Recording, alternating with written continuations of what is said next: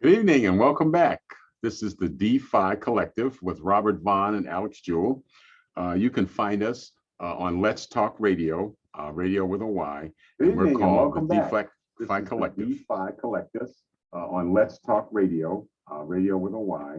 Good We're evening and called welcome the back. DeFi Collective. Wow. On Let's Talk Radio, radio with a Y. We're called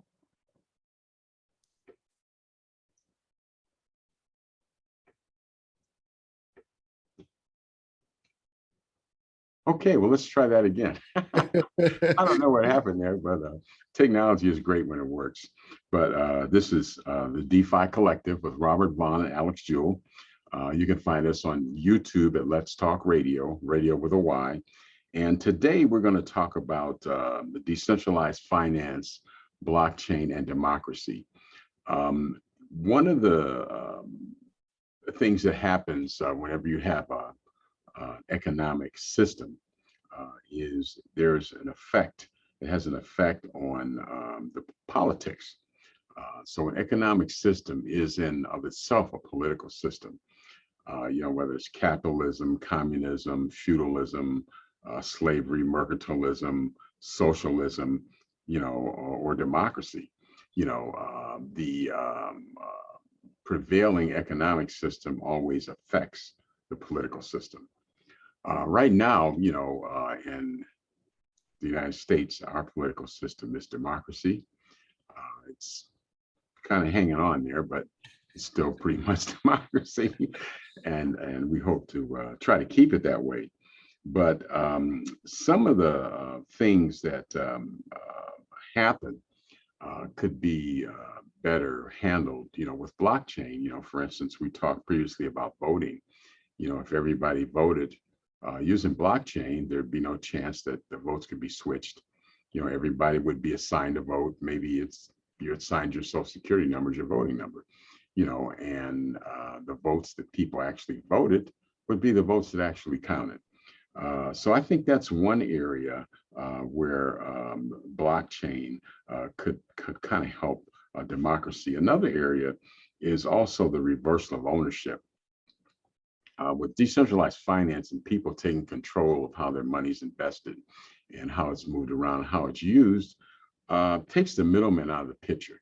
And I think we can see that this is the case because you have a lot of banks that are not really too happy about blockchain and DeFi.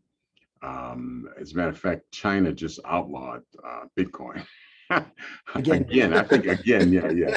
They outlawed Bitcoin again because they have their own currency that they'd like everyone to use. But Bitcoin's not going away anytime soon. Neither is decentralized finance, blockchain, or democracy, or capitalism. And so what we want to talk about today is how democracy may be affected by DeFi and also by blockchain. So Alex, you want to pick up on that and give us some of your thoughts? Yeah. So, I think democratization is a huge part of what blockchain represents. And it's very pure democratization because, right now we sort of have democratization via delegates, right? We say here's the people that we're trusting with our government to make decisions on our behalf, right? We elect these representatives. And, for a long time, this has worked okay. We've at least gotten better at building a system where people can represent us, in some form. Previous systems, people had no representation. And so we've improved on that structure of trusting people to represent us and having the checks and balances that we can replace them or vote in new people, et cetera. But we're still in a situation now where a lot of our representatives have been there for most of their lives. They've been there for decades and decades, and they sort of just rotted in these chairs. And so, we're at a point where this system is failing us as well.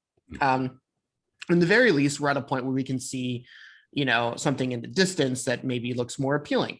And what might look more appealing is what blockchain calls trustless, right? Having a trustless system where we can have that democratization, where we're truly represented in a very pure way by our engagement, our use of the system, and not having to rely on somebody in the middle to represent you, right? You're representing yourself, and the system has the proper governance to run itself, right? To be run by everybody using it and not have to trust people in the middle to do their jobs.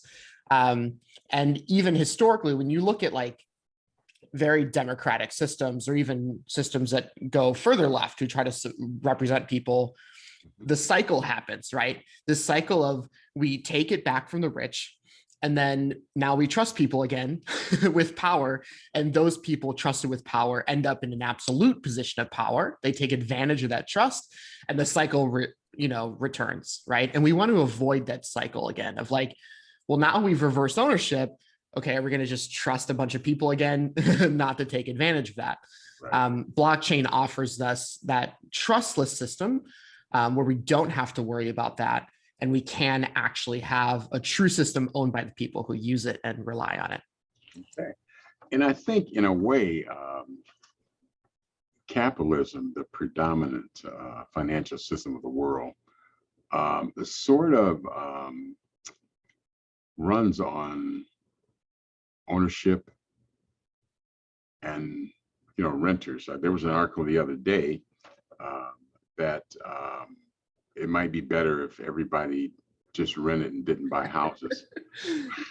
Where have we seen that before? Because it's not such a great deal. You put all this money down and there's no guaranteed price. And so a lot of banks are pushing this concept now. A lot of people who are supposed thinkers that maybe it's better, maybe financially better, if people just rent. If corporation financially better for who? yeah, not for the renters, that's for sure. But that's one of the things I think that blockchain and DeFi can do is we always talk about the reversal of ownership. And Alex, talk about that a little bit, the reversal of ownership in terms of blockchain, DeFi, and how money is invested, and let's talk about the implications it may have on a democracy. Yeah, I mean, I think it all comes back to trust still, right? The reason that banks even were invented is because of what's known as the Byzantine Empire problem. The problem of like, how do we trust two sides of an exchange if you don't have somebody in the middle, like a bank, to say, well, person A is worth this much and person B is worth this much. And I, as a neutral third party, can verify that, right? This is what banks have done forever. But what banks started doing in that case is profiting off of that, right? Banks, because they had that position of power, that neutral third party position of power that every exchange relied on for people to be able to trust each other, because banks provided that trust and that verification, banks became an extremely profitable endeavor, right? But what that means is that when I put my money in a bank, or even, if I put it into an exchange of some kind, if I'm trading, if I'm trusting a brokerage or some other entity with my stuff, then it's just that. It's just how much they're good for their word, right? Right, exactly. Now, this is usually okay. We've built up a lot of infrastructure to protect ourselves from this trust system. But it's not perfect, obviously, right? One, because you have a bunch of gatekeepers now, right? You have these centralized entities that we all rely on that decide who and who cannot use them. Mm-hmm. We have situations where these are still entities made up of people, right? These are still people who can make mistakes, and they make a lot of mistakes because they're people. Three, you end up with the complexity of the system, the inefficiency of the system. It grows so large at some point that we can't really get a whole grasp on what's happening all the time. We have a lot of downstream effects that we don't always know. Look at 2008. You don't always know what's going to happen downstream when a few people are making important decisions that are going to affect a bunch of other people, and the chain continues. And you also have central points of vulnerability, right? You have a center point that can be hacked, that can be taken advantage of, that can be destroyed, right? These are also big problems. And of course, we've built up infrastructure to try to fix that as well. But again, all of these are just band-aids for the complexity and the centralization of a system that doesn't need to be. And so the fact is that we don't truly own a lot of things. We have to trust central entities with our healthcare, with our education, with our money, especially with our homes, with our cars, with every aspect of our lives is actually not just ours, right? We're trusting these centralized governments and centralized entities to make decisions for us and be trustworthy with what we're trusting them with. And blockchain solves that problem, right? It solves the complexity of the problem. It solves the visibility or transparency of the problem. And it solves the ownership of it, right? It makes sure that we truly own things and don't need centralized entities in all of these cases that we have to trust. And that's what makes it trustless. And that's what makes it so powerful. Right. And I think we find this evidence in the fact that worldwide, 72% of people don't use banks. And I think it's in the United States, it's close to 40% don't use banks. No.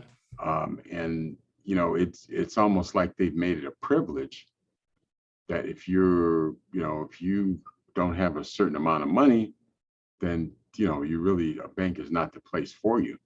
Because I know banks are making a lot of smaller loans now to individuals because they were going to check cashing places. Right. They need money to get through the payday, and now, most checking accounts have a feature where you can get it in advance and pay it back or something, But I think banks have a certain purpose. Their purpose is to make money, and it's to finance large projects, and it's to finance homes. Mm-hmm. So if Alex was selling a house and we had a smart contract through the blockchain, and I said, well, here are the parameters. These are the parameters of the contract. I mean, I could just buy it straight from you, right? Mm-hmm. And you might not charge me. Maybe we finance it 10 years and maybe you don't charge me, 800 grand for a $350,000 home. Right. Maybe we work something out and we can structure a contract just like a normal real estate contract would be structured. Yep. If you don't pay, you get kicked out. But if you pay, you have certain rights and you build up equity and so on and so forth. Imagine you can build almost like an agreement with a few blocks, right? Like that, the Furo combo thing that I showed you yesterday. But imagine that for like us exchanging property, right? If I'm dragging in a few blocks to describe what our agreement's going to be, and we're both signing that agreement on the blockchain, right. There's zero reason for anybody in between to profit off of that agreement. So does that mean that attorneys might lose a little money? I mean, I think attorneys are still going to be pretty relevant to verifying and sort of putting their stamp of approval on the blockchain contract. Exactly. Okay. They're probably going to be necessary less, but I think the agreements are still going to need there's still some agreements that are complex enough that you probably want some sort of legal counsel, but that legal counsel could be integrated into the blockchain in a really smart way. That's much more efficient, obviously, than what people have to go through now. Okay. Yeah. Interesting. So if you're in law school now, you probably ought to learn as much as you can about decentralized finance and the blockchain. Yeah. Because if I wanted to buy a house now using, my Bitcoin, I might have a problem doing it in Cleveland. I probably could do it in Chicago. Yeah, I mean, I've had some Probably in New friends be York. able to do it, and I know some people that have done it.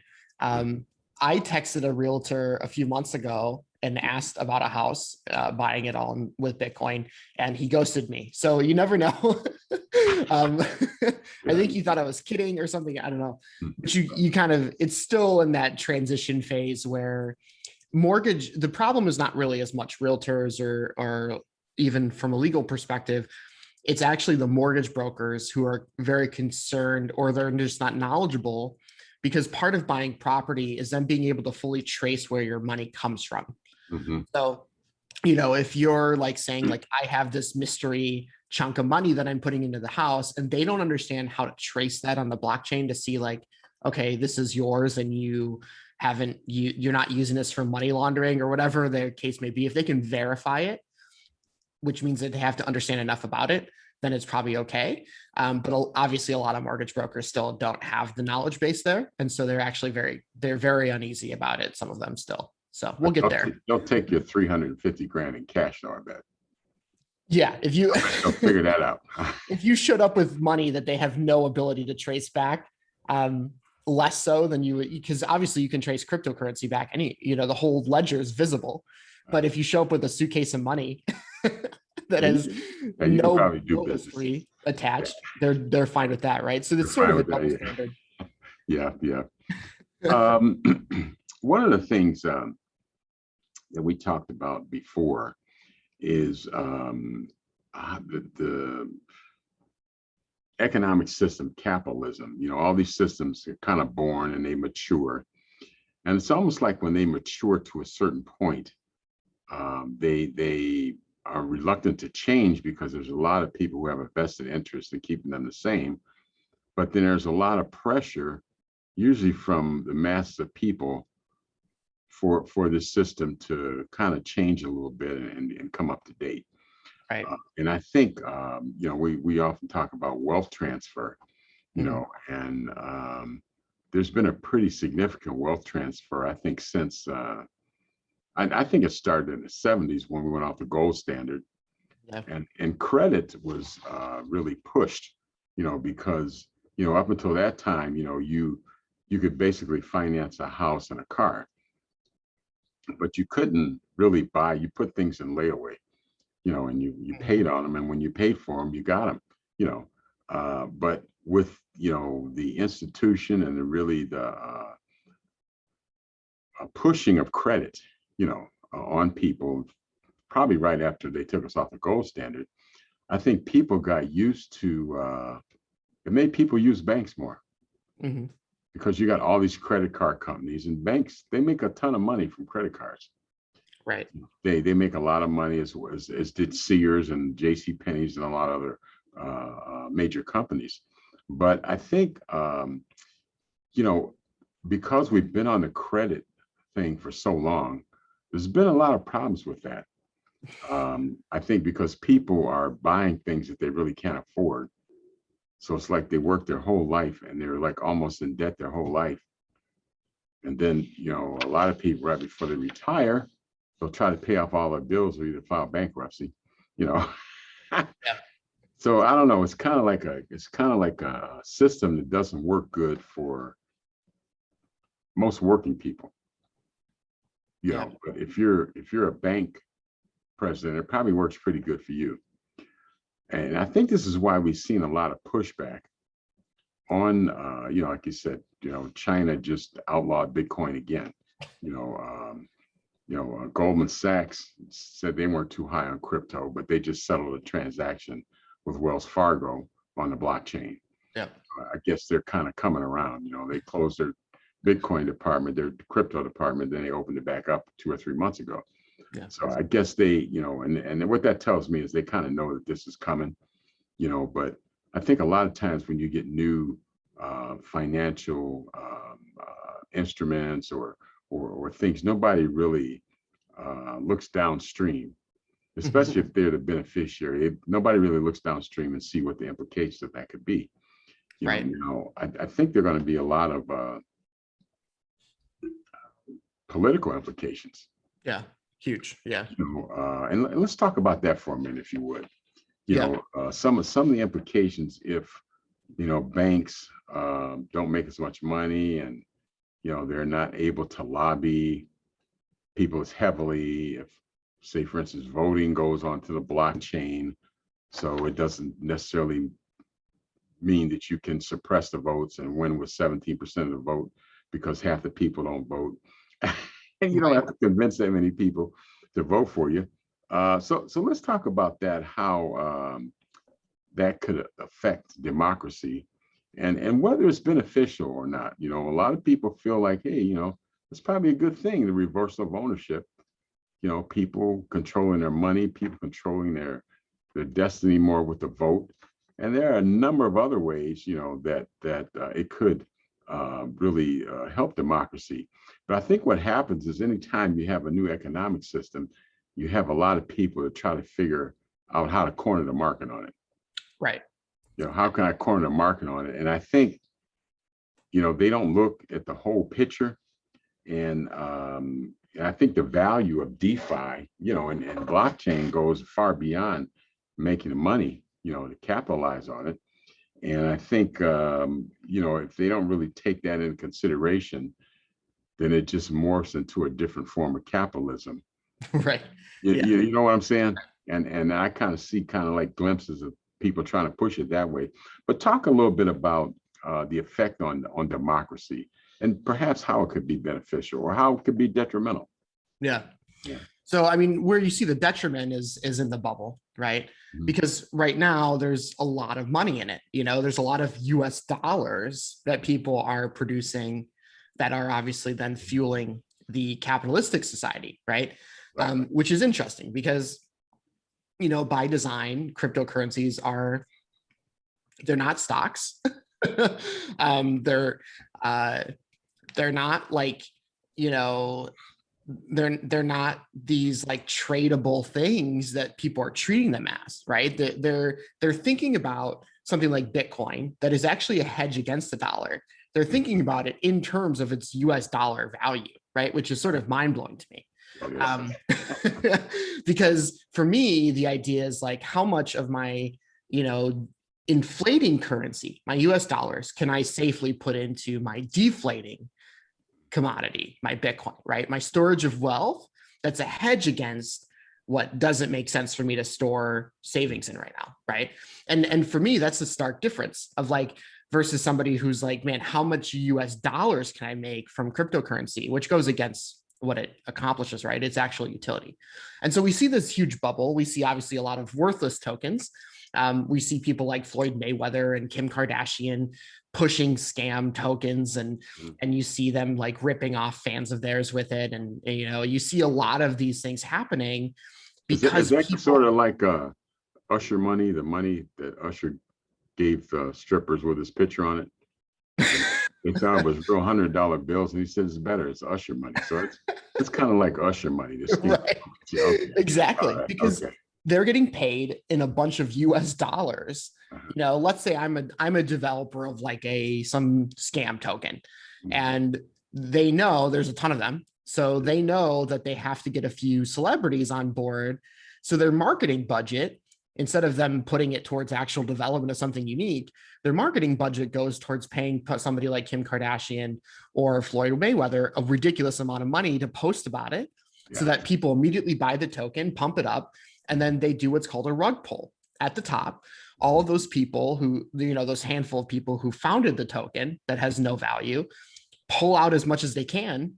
They sell all of theirs, and then it plummets, right? Is that what happened to Mark Cuban last week? Right. Yeah.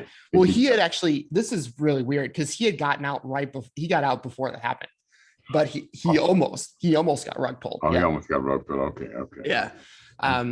So, the fact is that even somebody like Mark Cuban is susceptible to this because there's so much capitalism plaguing some of this, and people who are still thinking about it in terms of US dollars, in terms of the stuff that we like to talk about, right? The stuff that we talk about in terms of what it means for the world and what the utilities are. And how do we get to that next step of like thinking outside of the US dollar conundrum and think ahead in terms of like, how do we think about the future economy where, a lot of people don't have the ability to work anymore, and where we have to like reverse ownership, or we're going to end up in a pretty post-apocalyptic situation where, things like feudalism are pushed again, where things like feudalism are almost necessary because people can't afford the barrier of entry to true ownership anymore.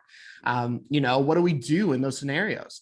And so really the only thing that we can do is keep trying to educate those in charge, because they're the ones who are going to be deciding regulation. We see countries like China obviously already cracking down because they they don't want their people to have any sort of ownership, right? They don't want, they obviously China hinges a lot on capitalism.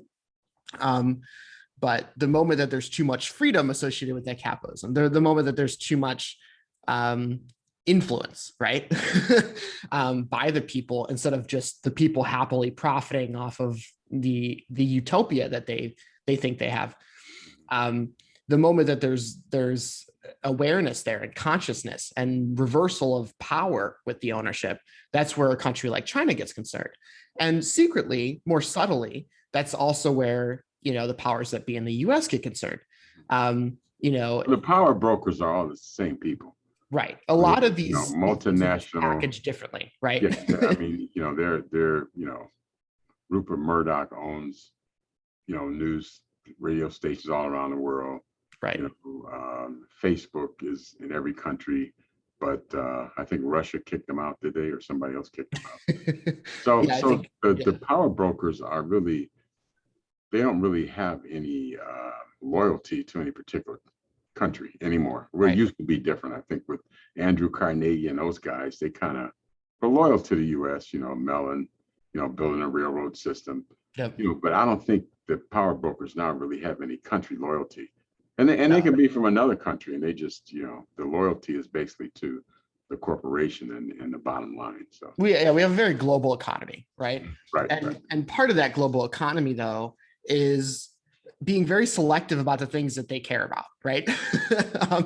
You know, and you know, it's very selective. And right now, a lot of the countries are pretty much on board, even right and left. You know, they're very much on board with the idea that, like, if they're not fully rejecting cryptocurrency, most of them are at least really trying to consider what regulation looks like.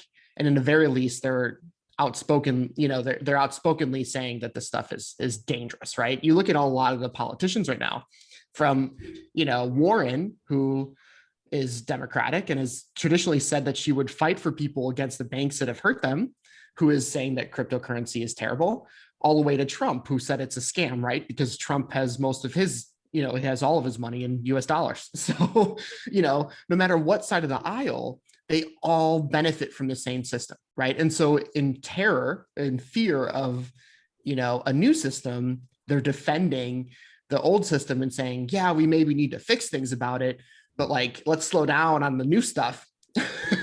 And so what we really have to figure out is, like, how do we, because you can't do anything about cryptocurrency. That's sort of the design of it that's so brilliant, is it doesn't rely on a central entity or switch that they can just turn on and off, right? And no one country can issue more to transfer wealth from the government and the taxpayers to certain companies.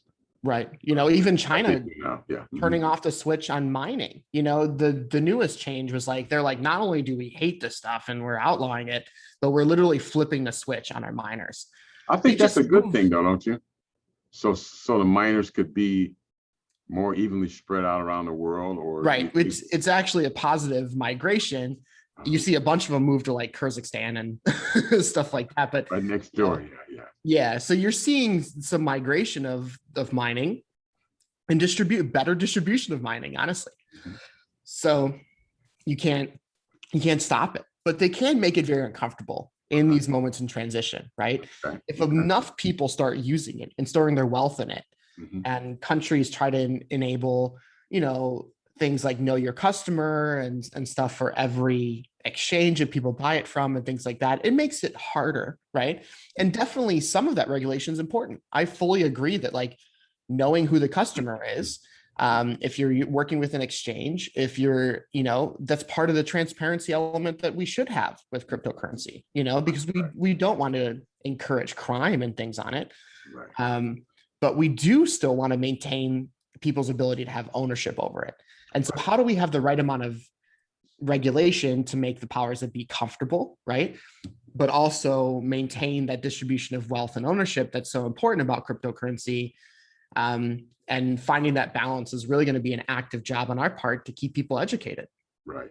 One of the things I see coming down the pike is that as more people start to use cryptocurrency, there's going to be a tax on it. And I think that just kind of help support the government and the military or whatever, you know.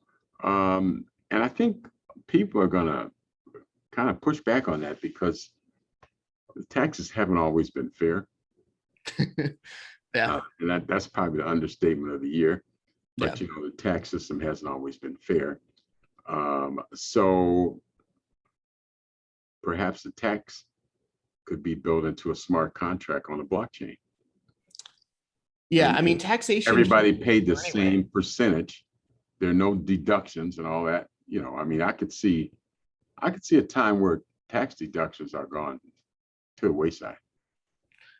Yeah, I mean, well, our Mhm. taxation in this country is already a problem, and it's already a problem, a cumbersome problem, because of lobbying, because of corporations that profit off of us having to do our taxes using their software and stuff. Because of the complexity of our taxation, companies have built systems that they profit off of, and they lobby against anything that makes it more efficient, right? But imagine taxation that is automatic, that is properly distributed, that doesn't have the loopholes that people use and things now to get out of it, right? And it's usually the most privileged people that use those and have access to those, and end up paying way less tax. Right. So we need a fairer tax system, but taxation is literally part of what makes a distributed system in cryptocurrency work. I mean, look at what a gas fee is. It's essentially a tax, right? A gas fee for using the system. As an individual, it's the only way that it works, right? You need that gas fee to incentivize the system to work. And to pay for the energy right. from the mining, because but we know where it goes. And that's sort of the difference, right? There's full transparency of how the taxation system works. And so that's very important to understand, right? Is that taxation is not the problem. And this is why a lot of people end up more conservative in terms of taxation, is because nobody likes being taxed, right? But the problem is you can't build a society without taxation, right? And you can't you can't just magically assume that a bunch of people are just going to do the right thing without a system in place, right? That's not realistic. What is realistic is imagining a future where we don't just trust a handful of archaic dinosaurs to manage billions, if not trillions, of funds properly for a very complex system, right? We have to bake it into the system by design to protect ourselves, but taxation is still an important component of that. And I think a progressive taxation system makes a lot of sense. Okay.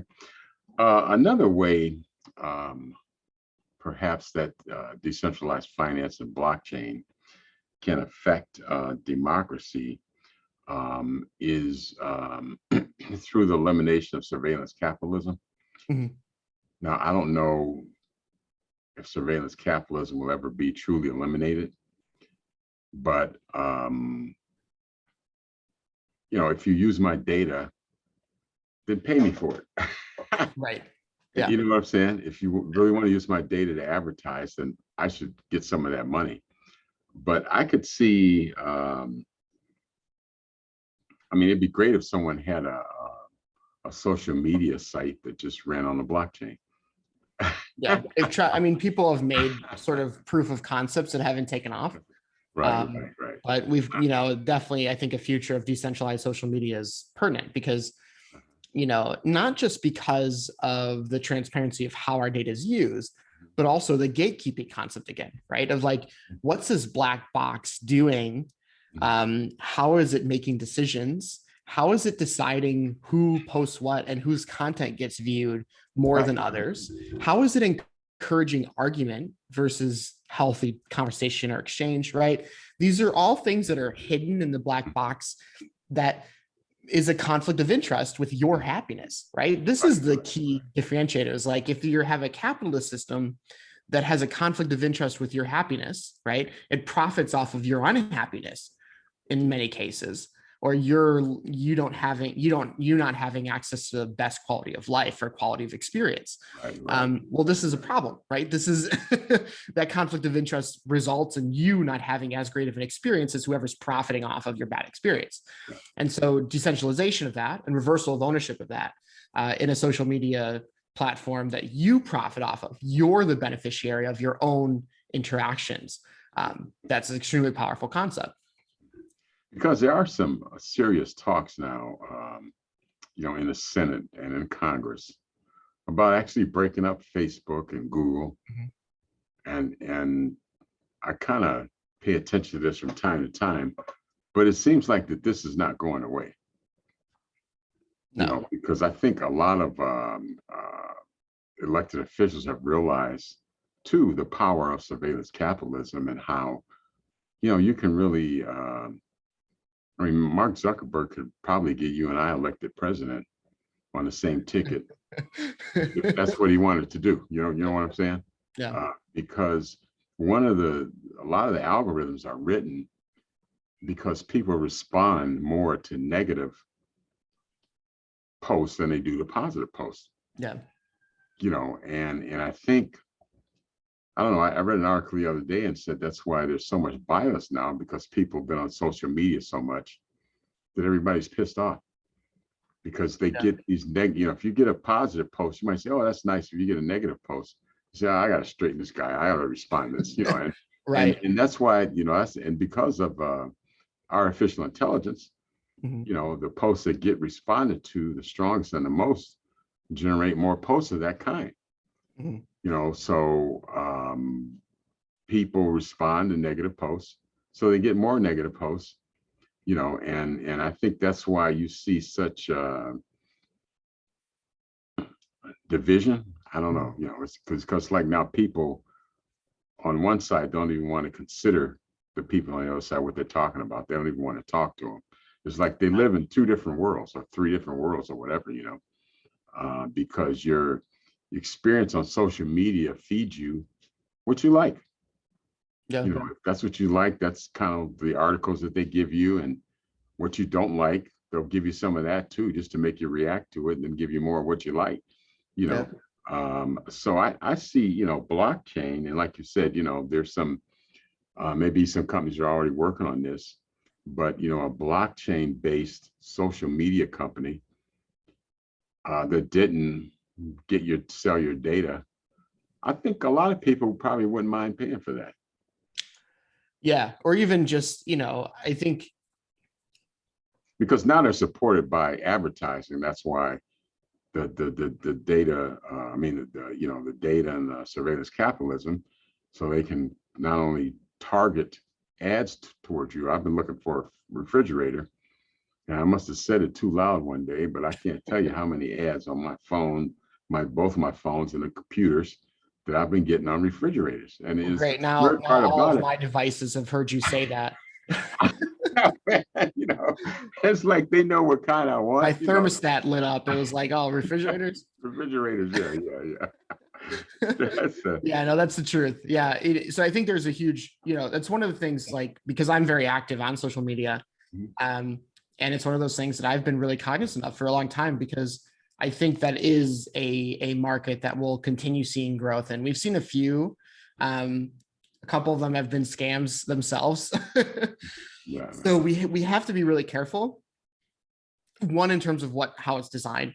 But two, it has to be sold properly, right? I think this is the problem of people aren't necessarily looking for more social media, right? I think this is sort of the adoption problem. It's how do we get people onto the platform in order to make it valuable? Because what makes a platform valuable is obviously enough users on it, especially social media, right? If there's only 2 people on a social media platform, well, that's just you and your friend having a conversation, right? That's not successful as a platform. So people don't want to add new platforms. And so we have to reach a point where it's really sold or packaged to people the right way. And I think that's been the biggest barrier of entry for a lot of these decentralized platforms. How do you get enough people on it, right? That aren't just 5 crypto nerds. How do you get your family and friends to understand the value there? How do you get them to understand what the difference is and what the selling point is for them, right? Which is a common thing we have to talk about all the time, is what does this mean for the average person, right? And a lot of this stuff, is going to influence parts of the system that people may not see their direct connection to yet, right? And I think that's a challenge that we have to have in communicating why it matters to them. Well, I think social media really is a communications medium, Right. and it lets you communicate with a lot of people at once. Some people that you choose and some that are just random. Mm-hmm.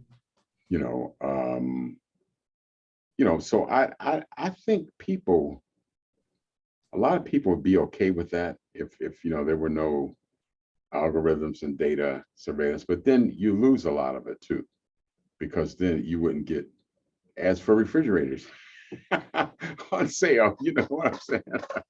I don't know. But I think it's something that deserves to be explored and discussed, because it's definitely coming down the pike. I don't see why Google or Zuckerberg, but I guess they'd lose too much money if they develop something like that.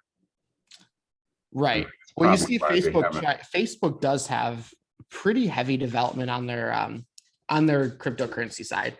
Mhm, They haven't released it yet. They hinted at it a couple of years ago. mhm. People mainly made fun of it. So I think they like went into hiding a little bit more to like develop it. But it'll be interesting to see. It was called Libra back then. It'll be interesting to see Mhm, how decentralized organizations like Facebook mhm. try to leverage decentralization for their own benefit without losing your audience, right? So yeah, And maybe that's why it went into hibernation, because they haven't really figured out how to monetize it yet. right. Because if you can buy certain coins for free that have value, why would you pay a premium to get a coin from Facebook? Because it's not going to be free. Right. Yeah. Yeah. So And how many people are using Facebook now? Yeah, obviously, Facebook has Facebook Marketplace and things like that mhm, are places of exchange. mhm, But you see cryptocurrency popping up way more frequently in apps that are designed for payment, like Cash App and Venmo, right? Venmo today announced that cryptocurrency is available. So you're mhm. seeing these payment platforms release it. PayPal's obviously been talking about it. So, I don't think companies like Facebook are far behind, but I think they're going to have to really give that value prop of like, why does Libra matter more than some other cryptocurrency, Right. more than some other payment platform that you're already using fine, right? I think that's where their differentiator is going to come up. And their justification for like, why do we have this, right? What's the big sell other than the data that we're gonna have from it that makes us more money? Yeah. Now let's talk a little bit about whether DeFi is compatible with capitalism. Mhm. I think it's going to have to be at first, although there's a lot of pushback now on, blockchain and crypto and DeFi, but it's sort of antithetical to capitalism in a way, Mhm. because you don't have these centers of power, where the money, where the finance and the money sits at this bank or sits at that bank. And I think you have more people who are more educated, making their own decisions on what to do with their money. I got an email yesterday and it said you can get, like over 1% for 100 grand. You put 100 grand, you can get like 1.25%. Ooh. I'm like, oh man, I better jump. But I mean, it's gotten to the point that it's It's ridiculous. less than the rate of inflation. You'll I lose know. money. Yeah. I'm like, why don't I just pay you to take my money? Right. So, so I don't know if DeFi is going to be wholly compatible with capitalism. And I think the way that money is thought about, just like you mentioned earlier about, everybody talks about Bitcoin in relationship to how many dollars it's worth. Yeah. Let's flip that around. Let's talk about the dollars in relationship to how many Bitcoin, Right. and say there may come a time where Bitcoin is the standard currency of capitalism or of the world financial system, and the dollar is not. Because a lot of the unbanked people, particularly in a lot of countries, other countries now, are using. That's why China. I always wonder why China was so eager to get in Africa. They say, well, they want the they want to have the ports so they can keep an eye. They can create trouble for the U.S. and in the Atlantic Ocean and blah. I said, no, I don't think that's why. I think they want the Bitcoin business, man. They want that Chinese currency to be the Bitcoin, to be the cryptocurrency in Africa, because they weren't too happy with Ethiopia when they chose Cardano as their coin. As a matter of fact, they canceled some projects. Well, I think it's a broader idea of, not just imperialism, but it's a broader idea of like, there's untapped standardization. And when you can be the colonial power that establishes the standardization of entire continents, right? That's how you see success for the next several centuries, right? I mean, you look at how Europe and then the US did that. They standardized the world with their currency and their own ideologies through that currency, right? Through those economic systems and that economic influence, and then their cultural influence. They established that through standardization. And so, obviously, a country like China, that wants to be an empire again, seeing the of course, all of the countries are looking at Africa as that untapped, wealth.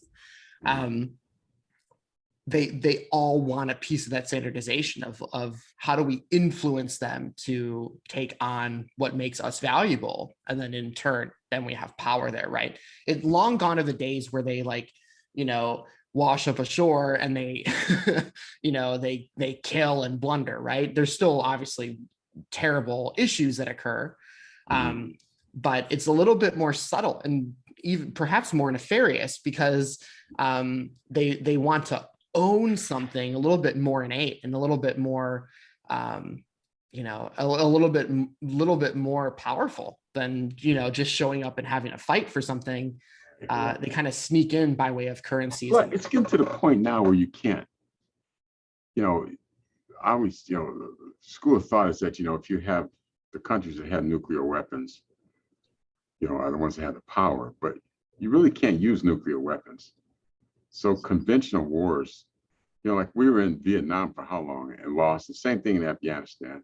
We didn't win. I mean, you can spin it any way you want, Right. But nuclear weapons are sort of a non-factor. And mainly because any country with enough money can go buy the technology now.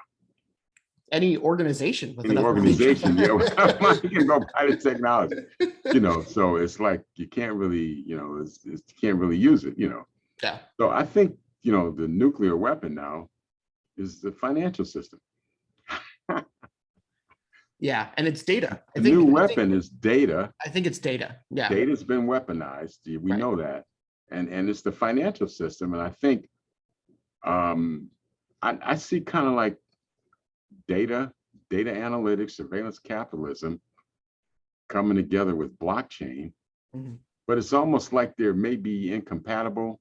But you see some efforts, I think, to use data to really advantage cryptocurrency in a certain geographical area. Yeah, I think one of the interesting things about capitalism versus decentralization is not necessarily, there's not necessarily a problem with free market to an extent, right? The problem is when we don't have the right balance of what makes sense for a free market versus what makes sense for, being social. Like what are things that people deserve or should have ownership over as members of a system versus what are things that are free, that are freely available for people to explore, right? Like if I want to start a small business, the free market allows me to say, I'm going to start the small business, right? And that's, that's a piece of capitalism.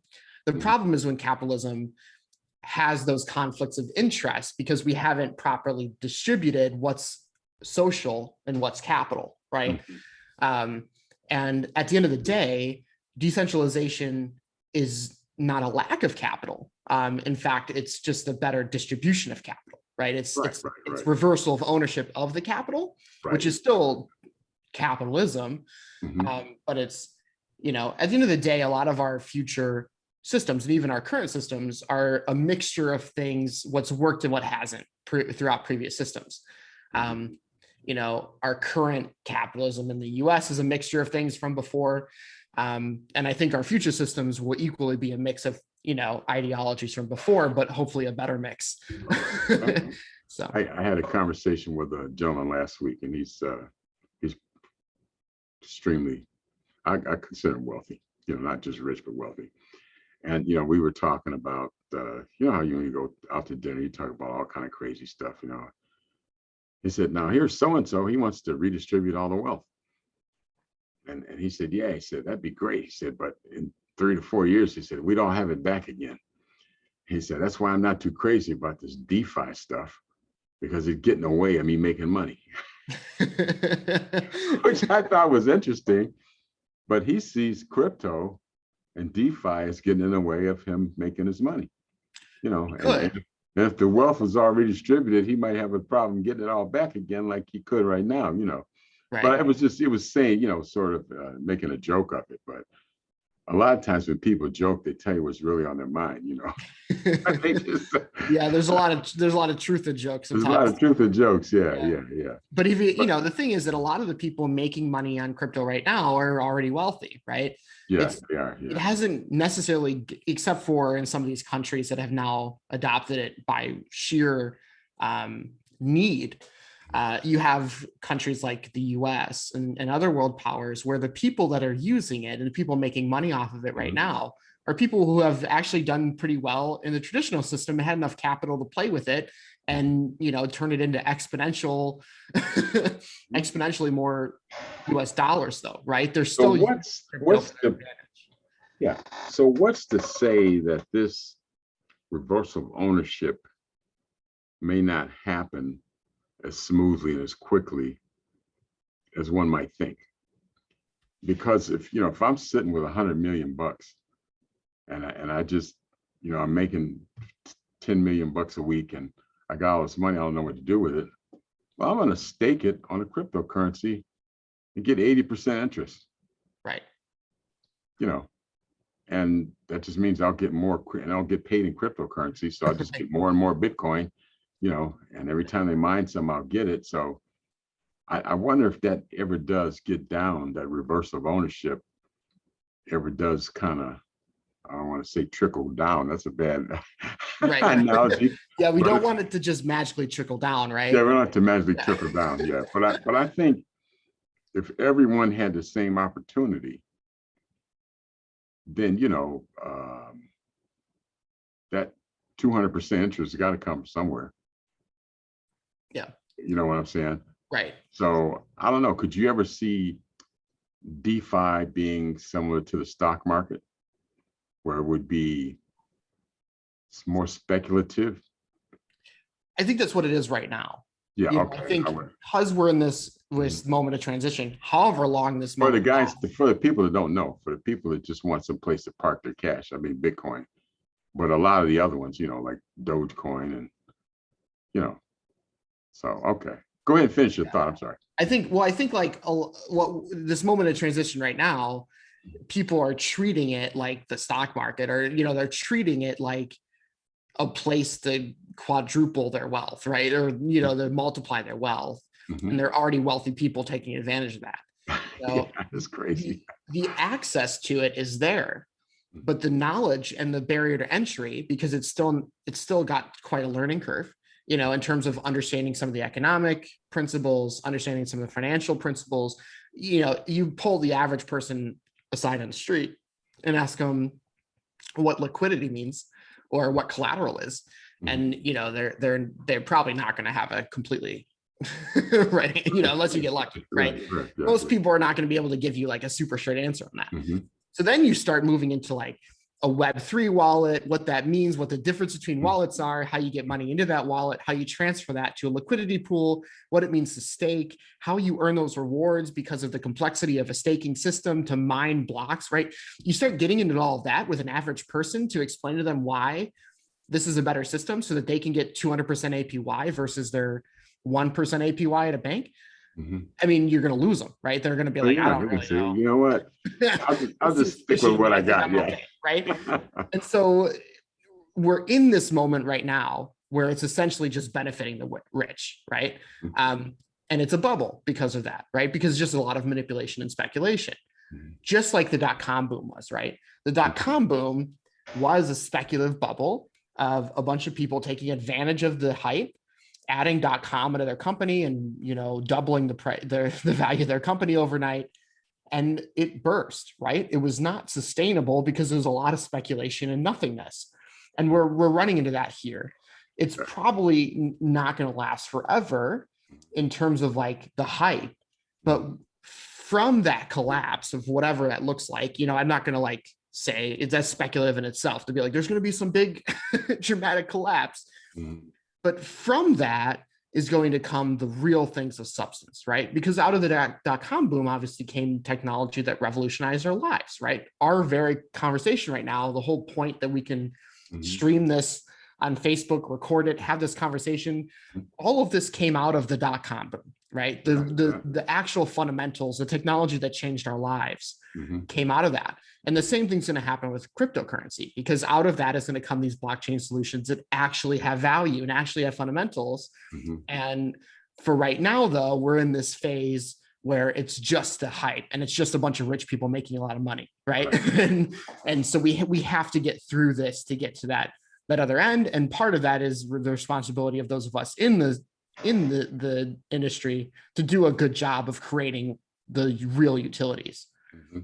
And I think that's where, first, it was a .com, and then there was a ton of money made on the internet. The internet came, and then, the MP3 came, which pretty much crushed the CD industry and the record industry. I used to sit in my office at Napster when it first came out.